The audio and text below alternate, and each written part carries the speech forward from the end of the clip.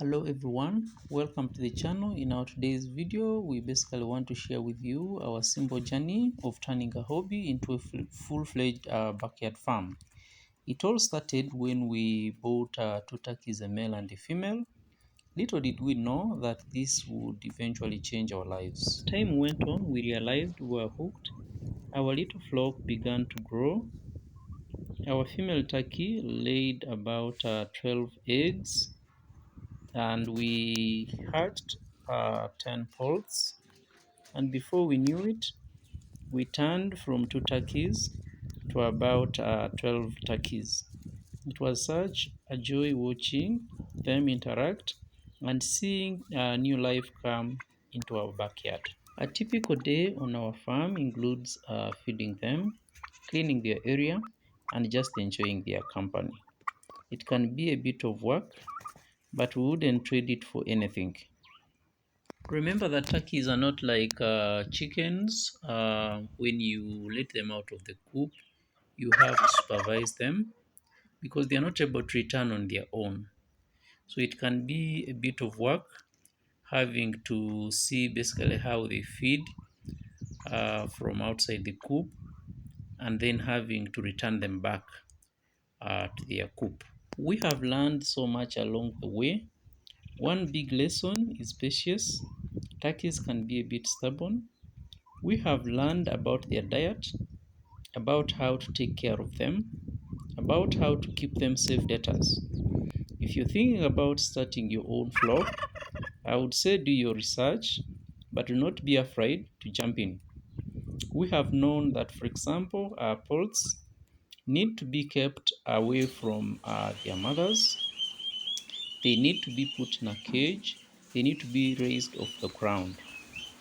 Poults will succumb and die if they are fed on dirty stuff. So to avoid mortality, make sure you raise them off the ground. You can build a cage and then feed them from the cage. We have also learned that for poults to attain faster growth, you need to feed them on a feed that is high in protein.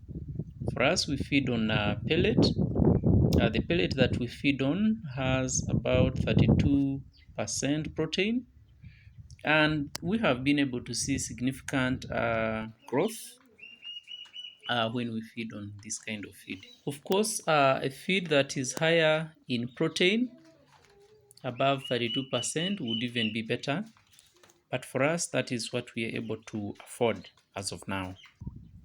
We have also learned that turkeys do not like confinement. Actually, confinement would basically stress them and it would affect their well-being and health. It will also affect their laying rates. So basically, if you want to join in this venture, know that your turkeys will basically need a time to just roam around.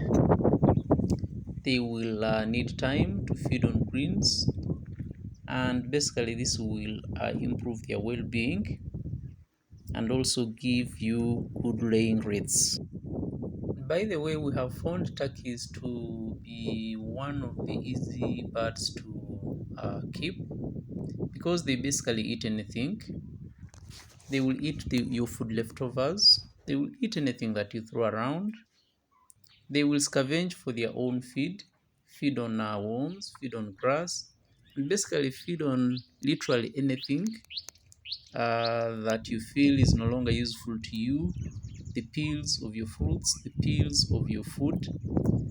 So they are not like other poultry birds like layers and broilers that will basically depend on commercial feed.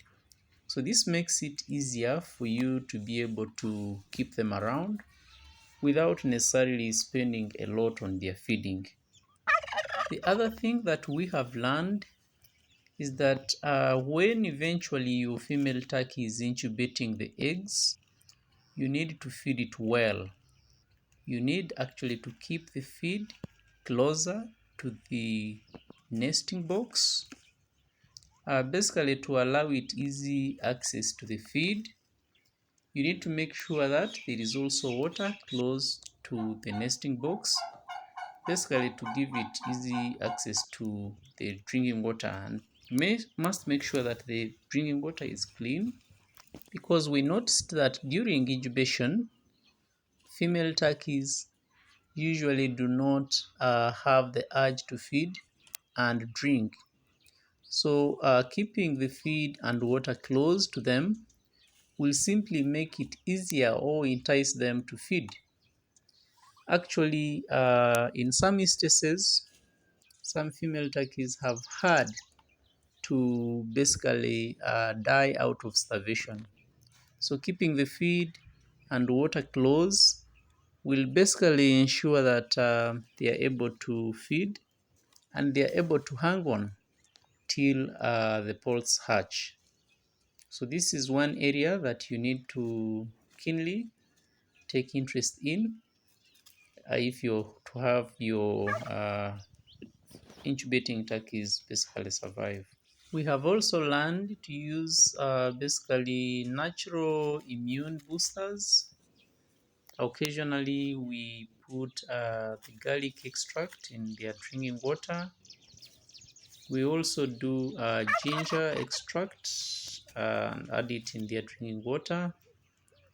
You can also basically mix charcoal in their feed. This will ensure that basically your turkeys are healthy and are not occasionally or frequently falling sick. Ultimately, this hobby has brought us so much joy and fulfillment. We encourage you to embrace your hobbies and see where they can take you. You may be inspired at how they can grow. If you enjoy our story, please give us a thumbs up or subscribe for more updates on our turkey farm. We would love to hear about your experience too. Share your stories in the comment section below.